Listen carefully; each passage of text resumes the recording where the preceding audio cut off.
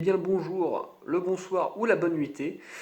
Du coup, on est au jour 6 du Beery Christmas, donc de Saver Beer, pardon. Et donc aujourd'hui, on a celle-ci. Voilà, où je vous montre l'aspect général. Donc c'est la brasserie Lervig qui est à l'honneur aujourd'hui.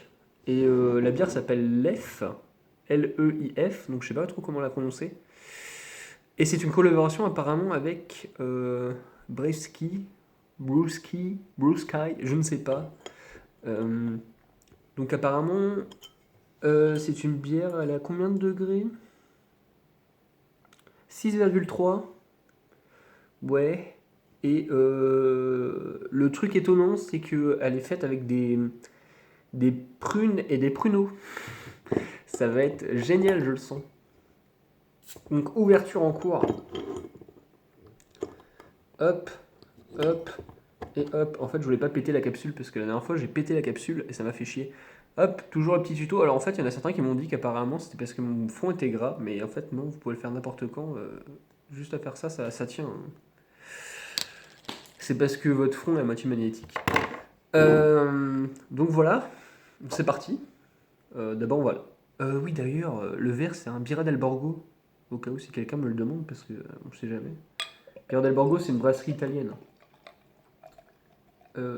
C'est à recommander, je vous recommander la Re-Ale.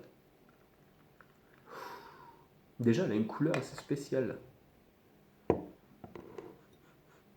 Elles sent pas les prunes ou le pruneau, hein, par contre. Elles sont la bière. Comment dire ça? Je vois pas... Oh, en plus, elle est stylée, hein.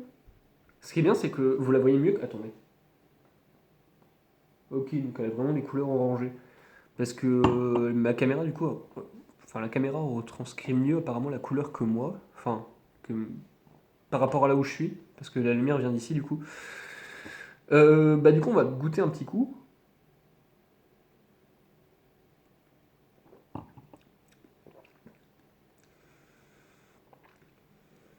C'est un peu bizarre. Enfin, j'arrive pas à retrouver le goût en fait de la prune ni du pruneau. Après, il faut peut-être en boire beaucoup. J'ai regoûté un coup, mais.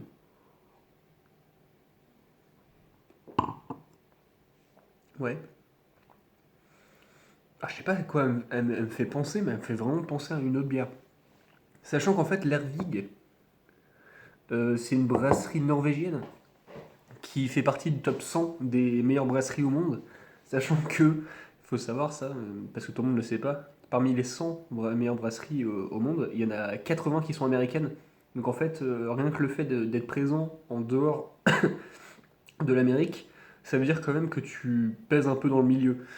Et bah, du coup, ils pèsent un peu dans le milieu, ces petits gars, parce que ils ont déjà pas mal de bières à leur actif. Je serais pas capable de citer les autres, parce que je me rappelle pas du tout. Mais ils ont tous des designs bah, comme celle-ci, un peu originaux. Enfin, les designs sont vraiment originaux, je trouve. Et je les trouve très beaux. Et, et ouais, en fait, ils font des bières un peu spéciales. En fait, c'est des bières craft. Hein. Enfin, c'est eux qui font. C'est des tests, quoi, à chaque fois. Et à chaque fois, ils font des bons trucs. Sachant que là, ça va, en fait. C'est pas. C'est pas. Je m'attendais à autre chose, en fait. En voyant prune plus pruneau, j'ai craint vraiment un truc hyper prononcé en termes de goût. Alors qu'en fait, bah, pas tant que ça. Il n'y a pas non plus le goût de l'alcool. Parce que des fois, il y a des bières où, même si c'est à 6 degrés, on sent quand même le goût de l'alcool. Ici, on l'a pas du tout. Donc en vrai, ouais, ouais.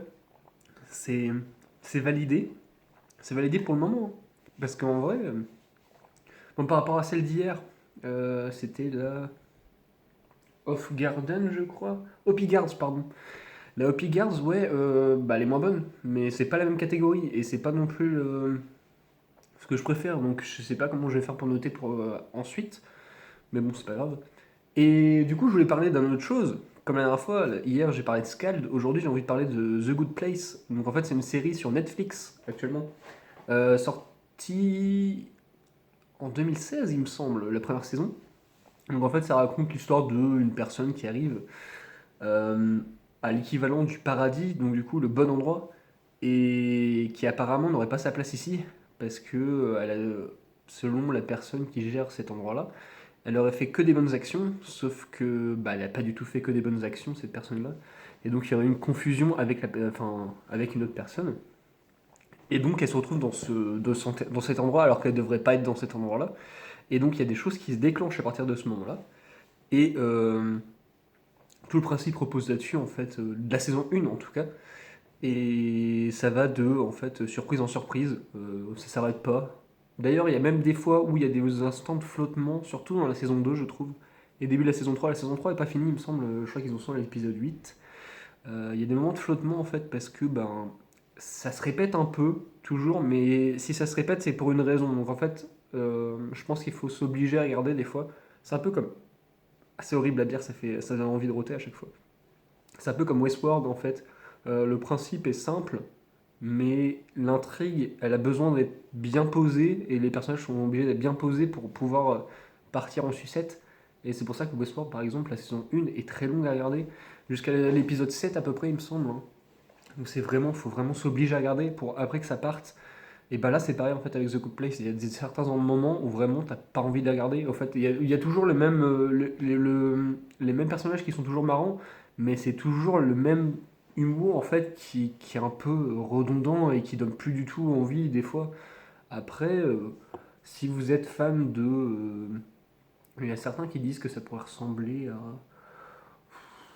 En fait, vu que c'est un humour à moitié britannique, ça pourrait ressembler à The Office, mais bon, c'est pas trop le délire non plus. Ça ressemble un peu à du sitcom aussi, mais il n'y a pas les qu'est-ce que c'est drôle, dis donc.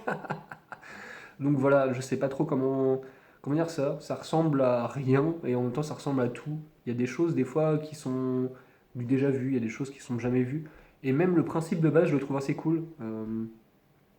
Et du coup, voilà, grosse recommandation. Et pour reparler de la bière, moi, je peux laisser là d'ailleurs. En fait, c'est vraiment une bière, je pense, qui se boit, enfin, simplement. C'est pas comme hier avec l'IPA où c'est tellement amer que tu es obligé d'attendre un peu. Là, ça se boit facilement. Alors après, je suis pas trop capable de dire vraiment, je vois pas à quoi ça pourrait ressembler en termes de goût, en termes de vraiment de goût, je vois pas. Bah non, je vois pas. Et ben, ça m'a foutu une colle. Intéressant. Mais vraiment, j'ai vraiment pas le goût qui revient en fait de la prune ni du pruneau. Ce qui est dommage, parce que c'est le principe même. Du coup, pour mettre une note, euh, là ça va être compliqué parce qu'en fait, la dernière fois, j'ai dit qu'il y en avait une, j'avais foutu 6,5 et celle d'hier 7,5. Euh, En fait, elle est pas mauvaise, mais en même temps, elle est pas excellente. Sachant qu'hier, elle était meilleure, mais elle était pas non plus, c'était pas le top du top. Du coup, je pense que je vais mettre quand même un 7. Ouais, un 7. Partons sur un 7. Parce que le goût est. Bah, en général, il est bon, hein. Même. Bah, ça se voit en fait, parce que ça se boit bien, donc le goût est bon. La bière est bonne en elle-même, ça c'est indéniable. Mais par contre, le fait qu'ils aient voulu vraiment. Parce que c'est écrit même écrit en grand. Enfin, c'est écrit même 4 fois, je crois, ou 3 fois, avec prune et pruneau. Quand t'as pas le goût, ça sert à rien de le mettre en fait. Après, il y a peut-être des gens qui auront retrouvé le goût. Enfin, le goût des prunes, pruneaux et tout ça. Moi, je l'ai pas retrouvé. Du coup, bah écoutez, 7, ça me semble honnête pour une bière qui vraiment, j'arrive pas à retrouver le goût, mais en fait, elle est pas dégueulasse. Donc, why not? Et puis voilà quoi. Donc du coup, rendez-vous demain pour l'épisode 3 pour moi, mais en fait, ce sera le jour 7, c'est ça, hein? Ouais, 7. Donc écoutez, faites les fous, faites les folles et surtout prenez soin du rock'n'roll. Parce que c'est important.